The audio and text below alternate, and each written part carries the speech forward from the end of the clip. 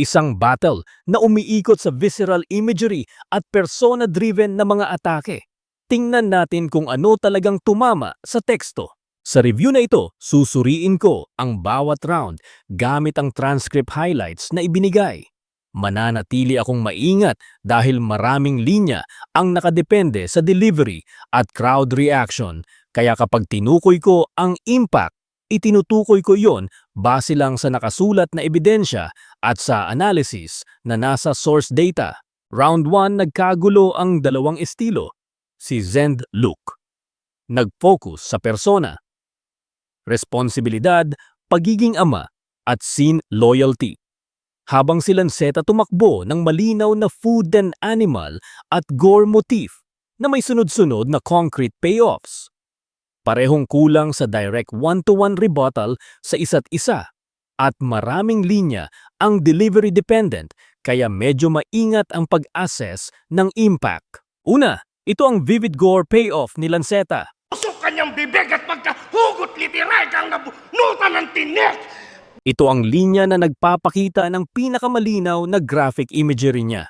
Madaling i-visualize at epektibo kung may agresibong delivery. Sunod, pinapanday niya ang motif ng tuloy-tuloy. Binalatan tas babalutin sa balat na dinerecho!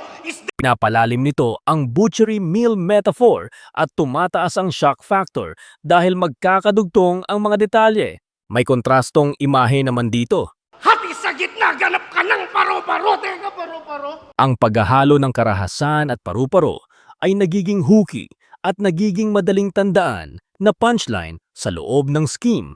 Isang concise subversion ng evolusyon ang susunod. Baliktad na evolusyon!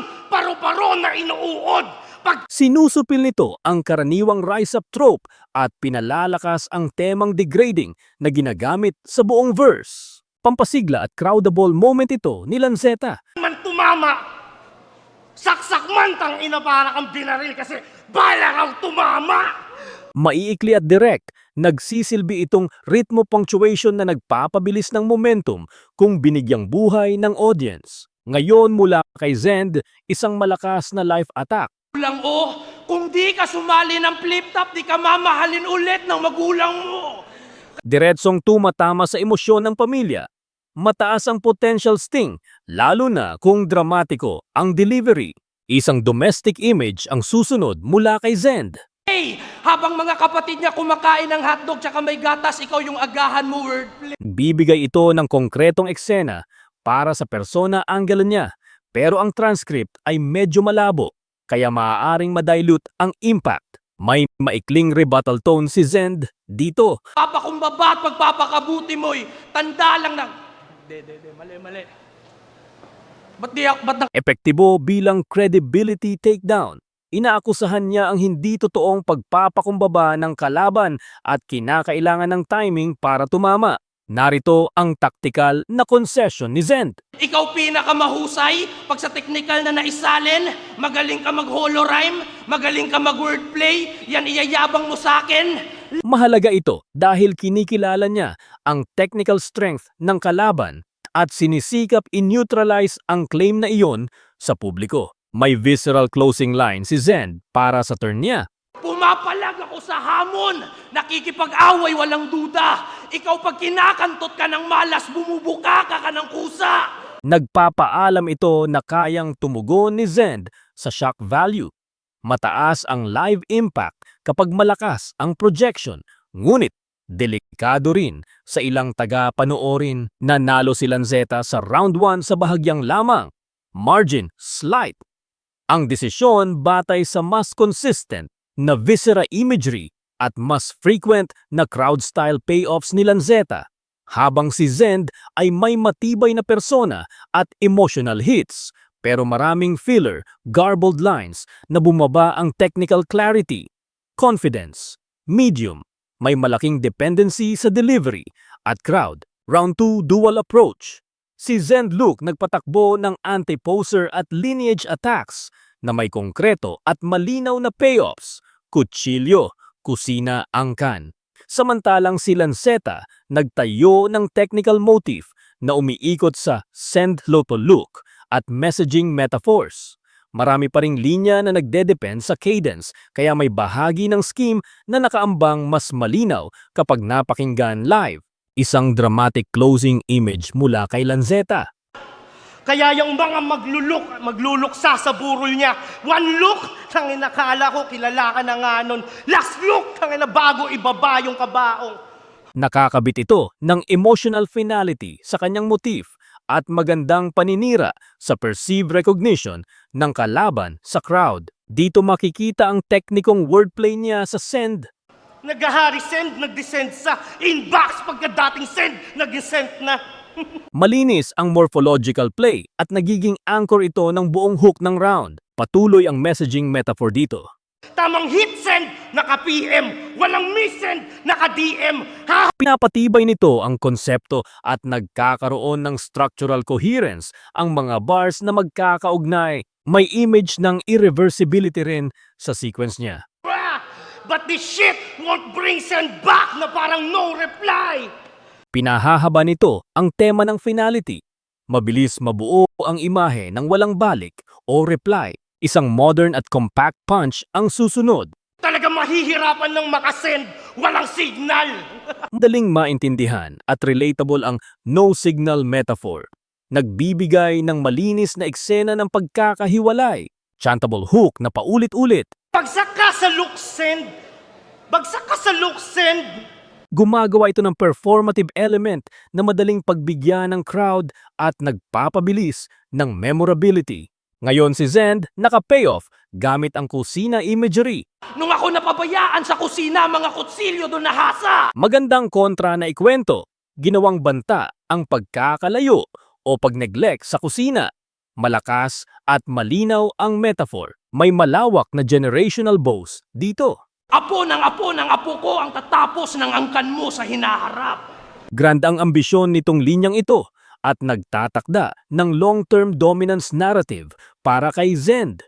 Isang targeted reputational hit naman. Ang di ko lang kayang ibalik ay ang relasyon mo kay Enigma at yung karera mong patay.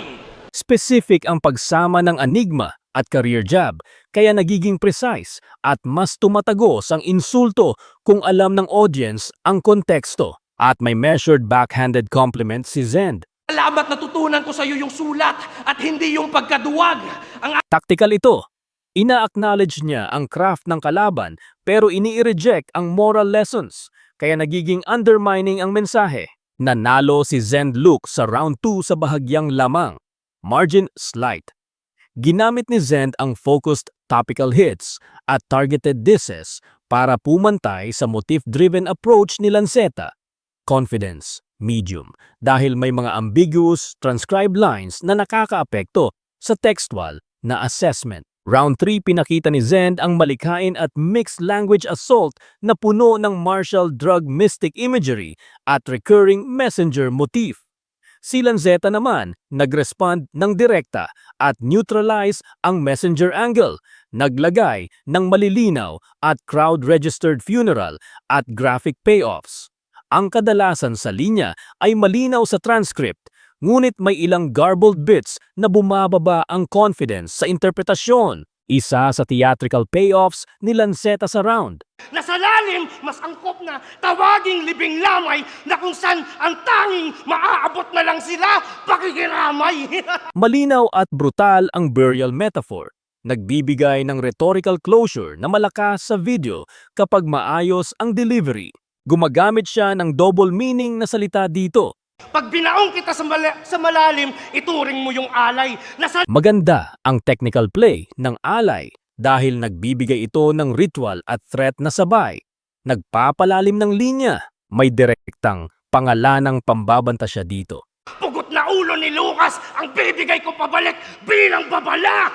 Madali itong makita ng crowd bilang personal at shock effective. Ayon sa source, nagkaroon nga ng reaction ang audience. Isang political na label ang dumaan dito. No, ikaw DDS ka, di ba?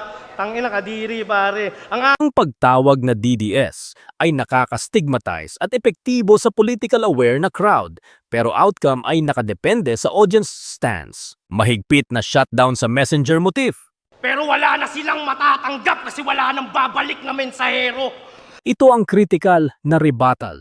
Pinatutunayan nito na na-neutralize ni Lanceta ang central narrative ni Zend. May mabilis na comedic deflation siya rito. Tapos kanina sabi mo, BJJ, ano yun, blowjob-job? Nagpapakita ito ng kakayahang i-deflate ang martial flex ni Zend gamit ang mabilis na wordplay at humor. Ngayon, balikan natin ang pangunahing payoff ni Zend sa round. Kamatayan ng laman ng liham at ako ang napiling mensahero. Malinaw ang koneksyon sa messenger motif. Matibay na thematic payoff na dahilan kung bakit kinailangan siyang i-rebut.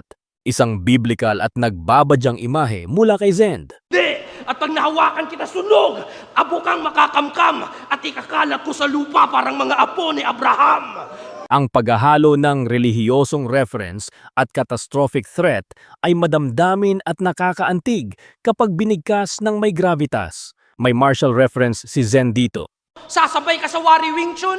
So, Nagdaragdag ng pisikal na dimensyon sa atake niya at nagbibigay ng texture sa metaphors. At may bilingual mystical flex din siya. dili tapariha, mystical at lyrical na skrima. Ipinapakita nito ang creative range ni Zend. Kahit na ang ilang linya ay bahagyang opaque sa transcript at nangangailangan ng delivery para tumaba. Nanalo si Lanceta sa round 3 ng malinaw. Margin clear. Siya ang mas focus at mas nag-register sa crowd sa pamamagitan ng malinaw na rebuttals. At graphics are funeral imagery na nagbigay ng decisive edge. Confidence, medium, dahil may bahagi ng bahagyang transcription noise at delivery dependency. Nanalo si Lanceta 2 Tampa 1, Lanceta 2, Zend Luke, Sure 1.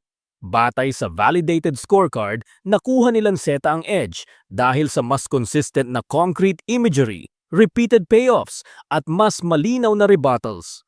Lalo na sa round 3 na naging desisibo. Si Zend Luke nagtamo ng malakas na persona-driven moments at malinaw na payoffs sa round 2, pero ang ilang garbled at delivery-dependent lines nagpababa sa kanyang overall technical consistency. Ito ay isang textual assessment na may medium confidence sa ilang bahagi at bukas pa rin sa debate kung isasaalang-alang ang full live cues at crowd video. Sa madaling salita, kung mas gusto mo ang visceral, repeated imagery at crowd payoffs, mas pabor ka kay Lanceta. Kung mas gusto mo ang persona at emosyonal na takedown, may matibay na sandali si Zend Luke. Salamat sa panonood at mag-iwan kayo ng opinyon kung alin sa mga linya ang pinakatumama para sa inyo.